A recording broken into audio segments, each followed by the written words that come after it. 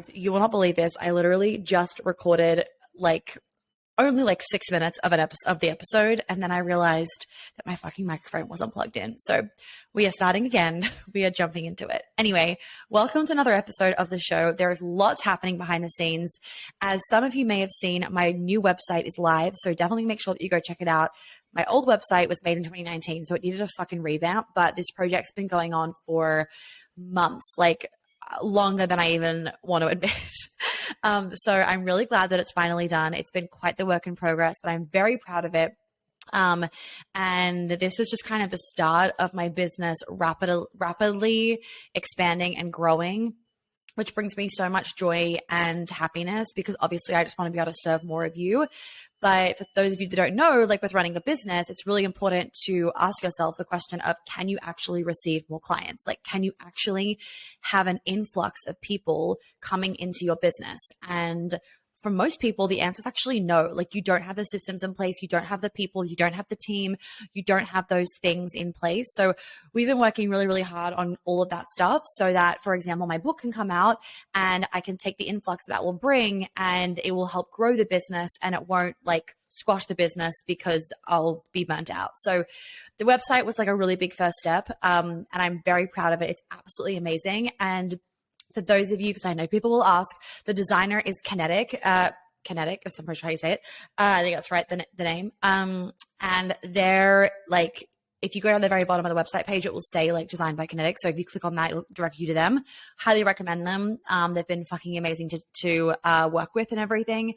So yeah, they're fantastic and they have a whole team and whatnot. So that's who I would recommend because also it's all in one, the design and the development. A lot of the time you have to go to one person for design, one person for development. And that gets really tricky because it's once the design is done, they just hand it off. They're not part of the project anymore. And that's just not actually what you want for designing a website. I've done it that way before. I don't love it. And I would recommend doing it the way where it is all in one, the design, the development, and then the ongoing maintenance. You want that all in one with the exact same person or same company, same team, whatever, so that they know who you are, they know your website, they know how it was built and all that kind of stuff. Okay. So jumping in, for those of you that I was saying before previously, I don't even know how this came into the conversation, but I loved that you guys left me some episode suggestions on my Instagram stories. Thank you for that. I was just feeling a little bit creatively blocked the other day, but I knew I needed to get some episodes out for you all. There's been a lot going on behind the scenes and we are definitely it's looking like we're going to have a lawsuit with the removalist company. If you saw the move-in situation, you would know. If you didn't see the move-in situation, basically when all my stuff came from New York City, from my apartment in Tribeca to here in Atlanta to our house that we bought,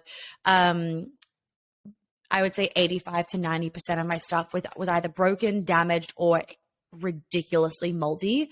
I didn't actually see a lot of it. My boyfriend did a lot of the unpacking and everything. And I was just working and whatnot. And he was just juggling the two things, as in working and doing that. And he was taking pictures as he would come across more and more damaged things as he would unpack boxes. And actually this all makes sense looking back at it because I would go to sleep and he'd be you go to sleep and it would be 10 or 11 and he would come to bed at 2, sometimes 3, sometimes 4 a.m. Not loving that for him, that is. But I would come downstairs and the kitchen would be fully unpacked. The living room would be more boxes would be gone. And a lot of the time things wouldn't be there to show for it. And I was going through the claim pictures yesterday to find a picture for my new PA. We've also had a new personal assistant, or I've had a new personal assistant, which has been an absolute blessing. So you guys might see some stuff from her coming soon. Anyway, and I didn't see half these photos. I did not know half this damage. I cannot even explain it to you. I was on the phone to my leadership coach this morning showing her the pictures and she was like, Monica, it literally looks like someone tried to do a science experiment, but I feel like even if you purposely tried to make that damage happen, you couldn't even purposely do it. That's how intense the damage is. And I was like, yeah, well, anyway, so that's been fun. Luckily or gratefully, how you want to say it, I am not going to be the one dealing with the lawsuit. But when 100,000, maybe more, probably more, that $100,000 worth of stuff is damaged, you're not going to get that through a fucking insurance insurance claim and they're going to want to add depreciation or whatever. And I'm like, I'm sorry. There was one person living in that apartment in New York for less than a year. There is like that fucking sofa has not depreciated in value. Anyway, so that's kind of the update on the house stuff, but I will do that episode once everything's settled. And I know that you guys are really excited for my mum to come on the podcast, which is going to be great to talk about interior design. And I've written down all of your questions so they have not been forgotten, and we will definitely make sure to answer those. Anyway, for today's episode, I want to talk about finding your purpose. I get people asking me this question kind of all the time, and I just thought, I don't have a program on this, so let me answer it for you guys in a question. There was another question about this that I had, like a suggestion of like how to work towards your dream career without knowing what to pursue. So I'm going to kind of blend those two together. Before I continue though, very exciting. The next event is about to be announced. So if you're not already on the wait list, you're going to want to be on the wait list. The announcement date of the location, I think I've set as like the 10th of October or something. Or maybe the 9th, I can't remember, around there. Sometimes in the beginning of October, you guys are going to freak when you find out the event location. There are very limited tickets. And when you find out the location, you'll realize, okay, this thing's going to fucking sell out. So it's really important that you get on the wait list. And if you're on the wait list and you grab one of those pre-sale tickets, you will have $1,000 off. So there's no reason not to be on the wait list. The link is below so that you can get direct access to it. Put your name and your email in, and you will get the information of how to join. You will also get access to join to get your ticket 2 days before everybody else. So it's really important, especially given the location and whatnot. So let's jump into the episode. I'm going to leave that there. Okay, let me first preface. We all know this, but I really want to emphasize this. A man must have his purpose and must feel like he has a purpose. If a man feels like he is not sure what his purpose is, or he doesn't have a purpose, it is not, I don't want to say it's a red flag, but like, just be aware. You know, if you are starting to date a guy and he's like, yeah, I don't really know what my purpose is, like trying to work that one out, I'd be like, bye, if you are looking for your husband to marry and have kids with. The reason why is that if he doesn't have that first priority of his purpose, he is not going to be able to give to you in a relationship. So just ladies, please remember that. Men, let's ensure that you put your ego aside and you allow yourself to admit if you don't feel like you're on purpose, because I want us all here to be feeling like we are living out what we are meant to be here on this planet for, doing whatever. And a lot of us, we get very caught up in just the social conditioning, the marketing, that this is a good job, this is a bad job, this is what I should be doing, this is what I shouldn't be doing. We get influenced by our parents a lot about our career. And if you have been heavily influenced about your career or about what are good jobs and bad jobs your whole life, that is going to subconsciously influence whether you allow yourself to even be open to admitting what your purpose could be. Because your purpose could be an artist, but you've grown up with the idea that like an artist is like not a real job, let's say. Or you could really feel like your purpose is to be a speaker, but you're being conditioned of like, well, nobody goes to events anymore. So like that doesn't exist. You've got to be very aware that your conditioning can heavily affect what you're allowing to land and come in to your awareness and into your intuition. So if you are trying to find your purpose, but you are rejecting a lot of ideas along the way, or you have a lot of stories about things, that is obviously going to limit your openness in your mind. Because like, for example, if somebody told me that this is what I was going to do, you know, and they told me this when I was at school, I would have been like, what the fuck? That's so weird. Absolutely not. Because I still had that conditioning of like a good job, a sexy job, a corporate job, like what's like a job that's made it, you know, like I always would imagine myself, for example, being in, like I got that, but like in a different way, lol. I would always imagine myself being in like a sexy office in New York City, corner office, all glass, wearing like a sexy fucking suit to work, like a female, like, you know, like a very feminine suit where your ass was great, high heels, like cute bag, just like rocking it, coming into work and just being a fucking boss bitch. That's what I always imagined. Then like, that didn't happen for a very good fucking reason, because I discovered my true purpose and gifts. And I think if I did that, I would pull my hair out. If you can work corporate, like my hat goes off to you, because I personally couldn't. But then again, that's because it's not my purpose. It's not my path, if that makes sense. So it's really important that you allow yourself to be open to things that you don't think are your thing. Like if the idea came in of like, I keep feeling like I have this weird feeling that I'm meant to be a musician, but like that's so fucking weird. Why would I be a musician? Just try and embrace it. Don't judge it. Don't analyze it. Don't shame it. Like, can you just embrace the ideas that come in? Like when I get ideas for my business or for future things, I don't try and analyze it. I just write it down. I'm like, all right, write it down. Like I don't have to do anything with it right now. I can leave it there for years if I want to. I have a to-do list from 2019 that is finally getting ticked off a little bit. Like I have lists beyond lists because I give myself permission to write things down and not need to do them or execute on them or understand them in the moment. I allow myself to think big, even if that means I don't know how to do it. Like I've had some ideas come through of things that I want to be doing, like, you know, in the future with, like for my career and everything. Don't worry, I'm going to always have his business, ladies and gentlemen. But like extra things that I want to be doing in my career. And like, I don't even know how the fuck I would do this. And I have no desire to even start executing on it right now. So I just write it down as like a pinned thought for the future. And I allow it to just be a pinned thought because by accepting the ideas that come in, your energy is staying open to the path that's in front of you. If you're constantly rejecting ideas, what you're actually doing is saying, no, I have a path that I'm only happy to walk down this path. And I guarantee you that path that you have in your head is really the path given to you by societal conditioning, the influence of friends, the media, and your parents. It's true. Like it really is. Like that's much more likely to be the case versus if you're open and allowing the path to come to you and you're just following the path, you're being led by the path. I guarantee you that path is coming through more incrementally based on what you're allowing to come into your awareness and into your, what you're just allowing yourself to be open to with the future. Point being is that you want to make sure that you're staying open to things that you may not actually think are your purpose, if that makes sense. And then the next thing that I want to mention to you guys as well when it comes to trying to find your purpose is that exact thing. Stop trying to find your purpose.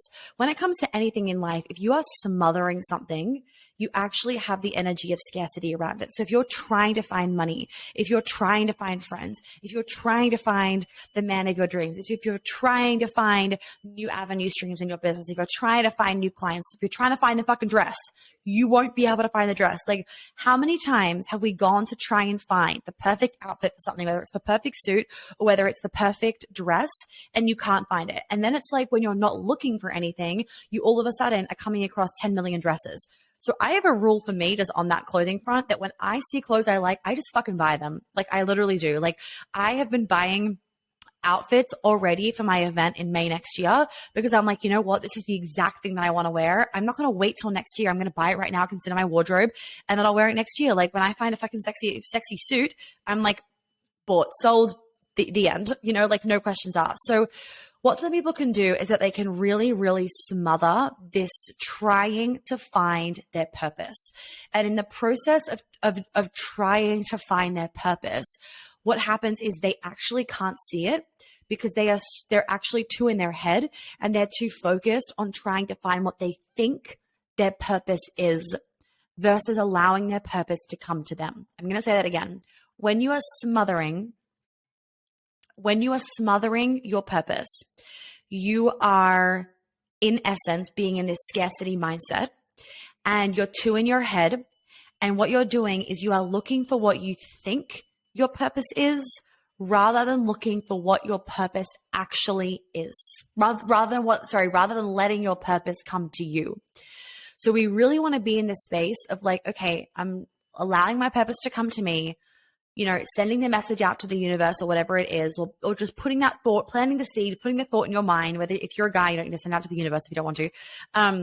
If you're not spiritual, you can just have that thought of like, you know what, like I really want to come across my purpose. Great. Perfect. Love it. Amazing.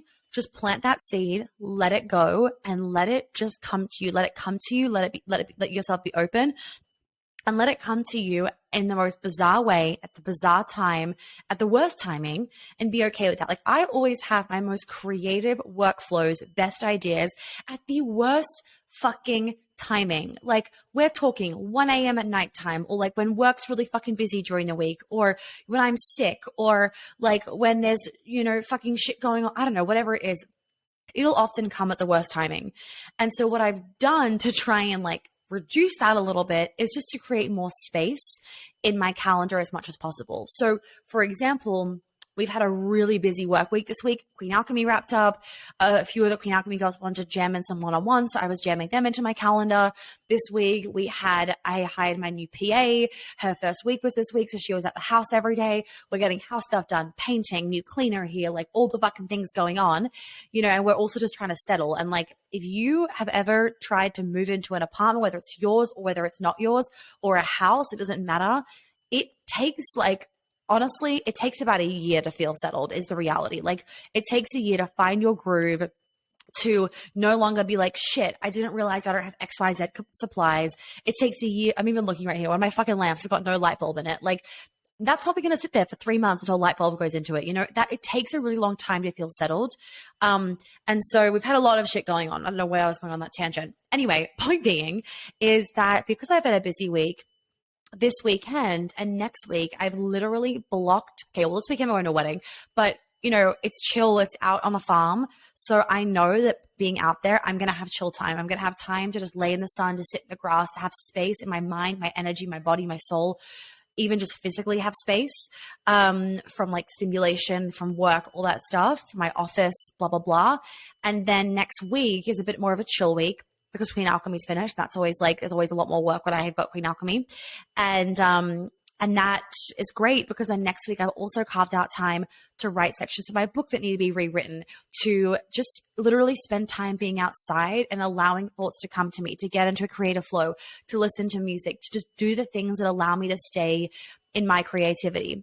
And what's funny is that often when we are trying to get creativity, or when we are trying to get ideas, we think that the best thing to do is sit down and have like an intense brainstorming session. And whilst yes, that actually can be really good, if you are already feeling drained by life, going into that, you are going into that with a drained mind. You're not going to brainstorm anything of value from that. But if you go into a brainstorming session after having a weekend of space, of having some creative things come into your life, whether it's traveling or music or shopping, whatever it is, having some creative things come into your life, I guarantee you that you're going to go into that brainstorming session feeling full in your mind, full in your energy, full in your vibration. And therefore, you're going to be able to think of better ideas and have a better brainstorming session. Now, don't have a brainstorming session for your purpose. That's not what I'm saying. I'm saying if you needed a brainstorming session for like work, for example, or for, I don't know, whatever, that is going to be a much more productive brainstorming session if you are doing it from a full headspace, as in like a good full, like creatively full versus creatively depleted. And when there's a lot of things going on and there's a lack of space in your calendar, you are going to be creatively depleted, and that's not going to result in the best results for you or for the business or for whatever it is. Okay. So let's stop trying to find our purpose. Let's stop smothering ourselves. Let's stop smothering money, relationships, dating, your body, food, business. Like stop fucking smothering things. I don't think anything anything good comes out of smothering, like true smothering, like jokingly smothering your boyfriend or your girlfriend. That's not actually smothering. That's just fucking loving them. Actually smothering someone, it's too much. It's too much. And you know what happens? Like if someone starts smothering you, what do you want to do? You're like, get the fuck off me. You want to push them away. So if you are smothering money or ideas or dating situations, what the fuck do you think is going to happen? They're going to be like, get the fuck away from me. Your purpose is going to be like, get the fuck away from me. Money is going to be like, get the fuck away. And it's going to run the other direction. It's going to go avoidant because you are going anxious. It's going to go avoidant. So even with like attachment, I need a sip of water. Hold on. Love it. Okay. I feel like when I have a sip of water, I'll give you guys a bit of a break too, because I'm just like talking so much. Okay, so even when it comes to like understanding, just need to turn that off. You guys can stay here. Hold on a second. Take a breather. All right, quit. Great. So even when it comes to like understanding attachment styles, what can happen, and I'm not going to go too into this, but when you are going anxious, it can cause the other person to go avoidant, even if they're not typically an avoidant person. So money could feel really stable for you, and then all of a sudden you could get really anxious with money, and then the money could go avoidant because all it's doing is it's responding to your energy. It's not going to go anxious on anxious. It's going to go anxious on avoidant. Opposites, right?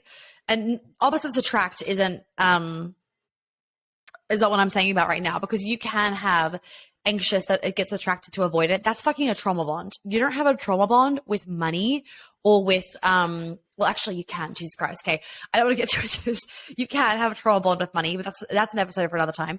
But, what I'm saying is that if you are anxiously smothering money or your purpose or trying to find your purpose or different business ideas, or you're smothering your new boss, all that's going to happen is that other thing, the money, the purpose, whatever, it's going to go, please get the fuck off me. So nothing good is going to happen from that. Okay. So let's reduce that scarcity around purpose, because if you want to become aware of what your purpose is, it's not going to happen if you are all over it all the time. So moral of the story of what I'm saying is that we really want to be creating space in our life and in our mind and physical space, as well as mental and emotional space, so that the purpose can come through. So stop trying to think about how can I find my purpose, but rather how can I create space to let my purpose come to me? That's really what you want to be thinking about. Okay. So then when it comes to the question of how to work towards your dream career without knowing what to pursue, I think what's really important to understand firstly is like we can really limit ourselves with what's possible in terms of our career and our job. Like when I was at school, I went to the school where in grade 12, I was given a fucking piece of paper and with a list of jobs to choose from. Well, safe to say, my job was not on that list. I went to that school, like being put in a box, not the vibe. My kids will not be going to that school, it's for sure. Anyway, point being is what can happen then is that when we're thinking about our dream career, we think very, very limited thoughts. We think in a very limited way. The reason why is because you don't know half of what is out there.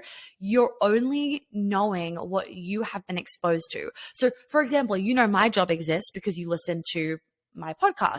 I don't know half the fucking like engineer jobs that exist because I'm not in that realm. I don't get it. I don't think I have any friends that are engineers. And if I do, I maybe understand their job. Maybe. I mean, I don't even understand half the corporate jobs anyway. So point being is that you're actually really only aware of the jobs that you have been made aware of. And even then you're often aware of like the job description and like what the title is, but you're not really aware of what it entails until you're in the job. So it can kind of feel hard of like, how do I even know what my dream career is? Because I don't even know what is out there for me. And this is where you want to stop focusing and thinking about like, what is it that I want to do? But rather, how do I want to feel about my job?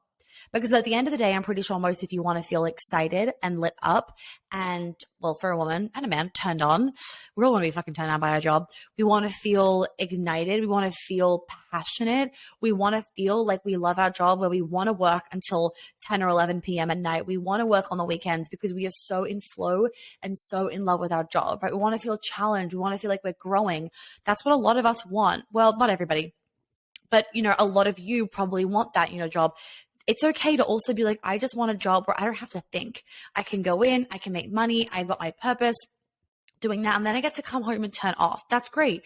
Maybe that with your job, you want something that's easy where, you can drop the kids off to school, for example, and you can go and do this job for 4 hours and you've made some money and you've done something that really like ignites your soul, or it just gives you a bit of purpose, or you get a sense of community, and then you go home and look after your kids or whatever it is. It doesn't matter. It doesn't matter what it is. It's no one is better than the other person based on their fucking job. Like we're all in the same playing field. All I want is people to feel like this is the job that I want. And that comes down to that comes down to like you focusing on a feeling. So instead of focusing on what is my dream job, can you focus on how do I want to be feeling in my dream career? So maybe, for example, like I always thought for myself, or like just to paint a picture, I always was like, I want to be able to make dinner for my kids at 6 p.m. I want to be able to pick them up from school. I want to be able to wake up at a reasonable time. I want to be fucking ignited by my job. I want to be able to wear fucking sexy outfits. Definitely nailed that one. I want to be able to speak. I want to be able to be on stage. I want to be able to help people.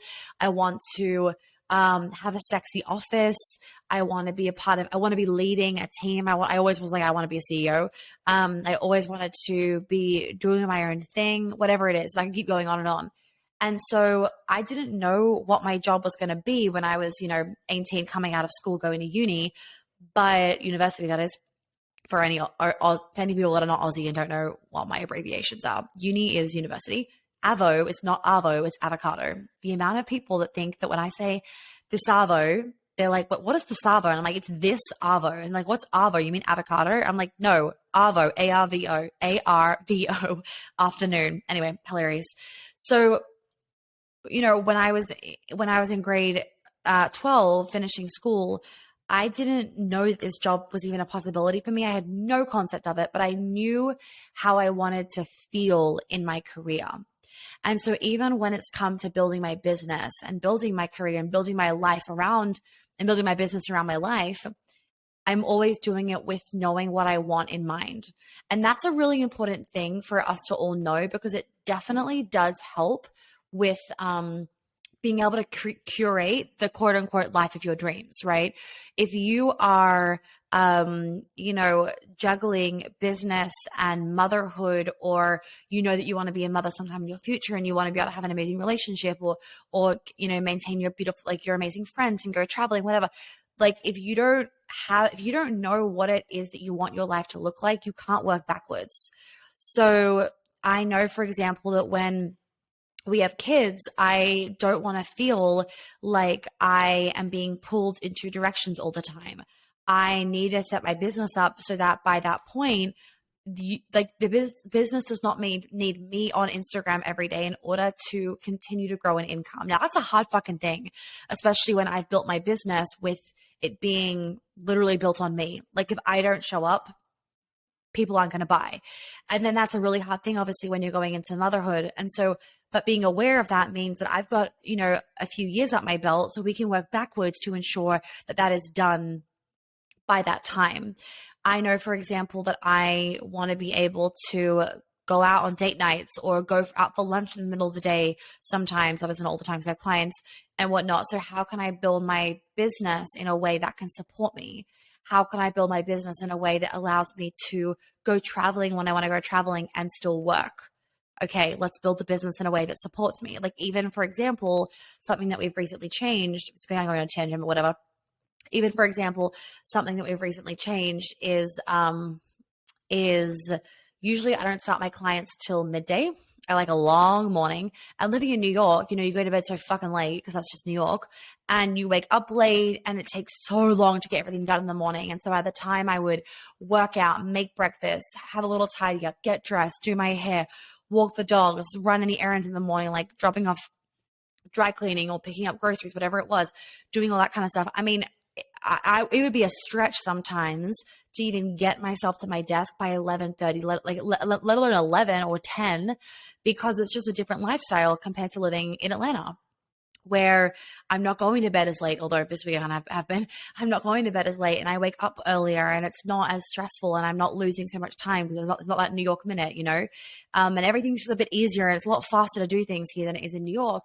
So, and the most important thing is, now that I'm traveling to Europe so much, the time difference means that if I have these calls booked really late in the afternoon and evening, it's like 10 p.m., 11 p.m. when I'm taking calls in Europe. And that is not good for me, my health, my sleep, X, Y, and Z. So what we've done, even to, because we're working backwards, so we know, okay, well, for the next round of Queen Alchemy, for example, I'm going to be in Europe for some of it because I'll be skiing.